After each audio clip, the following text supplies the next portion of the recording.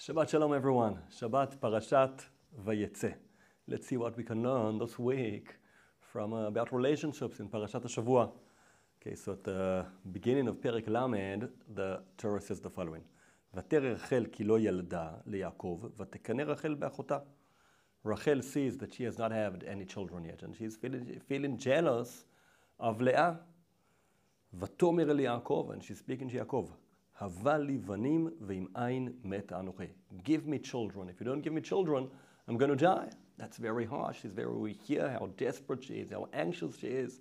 She also wants to have children. Leah has already 4 children, and Rachel, she's still barren. She doesn't have any children. She wants children. How does Yaakov respond to that? Yaakov says, in the next pasuk, Va'ichar af Yaakov berachel.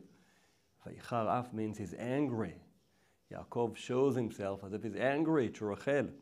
Vayomer, and he says, Hatachat Elohim anochi, asher mana mimech pri vaten. He says, am I instead of God? God has denied you of having children. Yaakov has children. He's got children from Leah.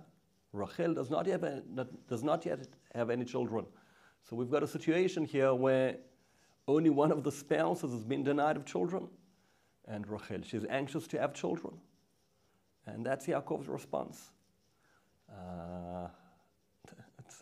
We're normally very, very careful about criticizing the avot about anything, unless we find a source for that in Chazal, a clear source for that. So the Midrash in Bereshit Rabbah says about Yaakov Avinu, Kach onim et hamu'akot. Is that the way you answer someone that is distressed? That isn't the way to answer someone who's distressed now. That isn't what you do. You don't speak like that. That isn't what it's about. There's a mistake here with understanding what it's all about. Then it goes on there to say that for that reason, your children will have to bow in front of her children. Okay, let's leave that aside. That's not part of our topic now.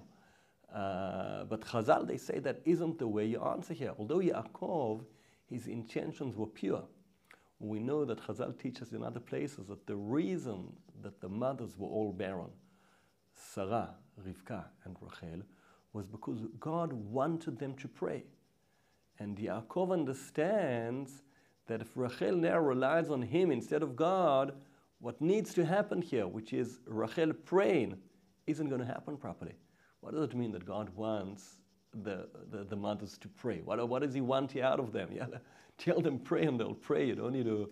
No, but praying is like speech. Okay, what's it about? It's about getting closer. It's about understanding what you rely on. It's about creating a connection. It's about communication. That's when you pray, it means you're communicating with God.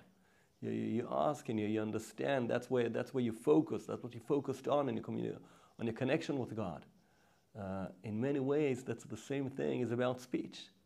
Also speech, that's maybe where Yaakov was wrong here. He's answering, he's giving a practical solution. Not exactly. Sometimes people, that's what they think. They hear their spouse, and the spouse describes some kind of challenge, a problem they have in, or something that's causing them stress or sadness, and they say, so, do so, this is the response. If you do 1, 2, 3, that's what's going to solve things. Because people think that speech is in order to solve issues. That's what in the business world, in many places, that's what talking is about. Talking is about solving situations. But the truth is that the main thing that this amazing ability that God has provided human beings with, what this ability is about, what speech is all about, speech is about communication. Speech is about creation. What do you create? You create a connection. You create a relationship. You're creating things happening together. That's what it's all about. And Yaakov, when Rachel hears she's speaking to him distressed, he is giving her a practical solution, or he's explaining the reality to her properly. That's not what it's about. It's about feeling the person speaking to you. When one person is speaking, the other one shouldn't be thinking of what I'm going to respond. The other one should be thinking of trying to feel, trying to sense, trying to understand, trying to take in what the spouse is saying. That's what needs to happen when we see, especially with spouses. That's true with every relationship we have.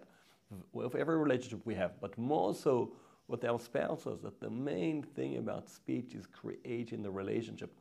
When we change our focus to that, inevitably we'll be more focused on understanding our spouses And that's the speech and the understanding. Well, that's the biggest remedy we have for love and for a happy life afterwards.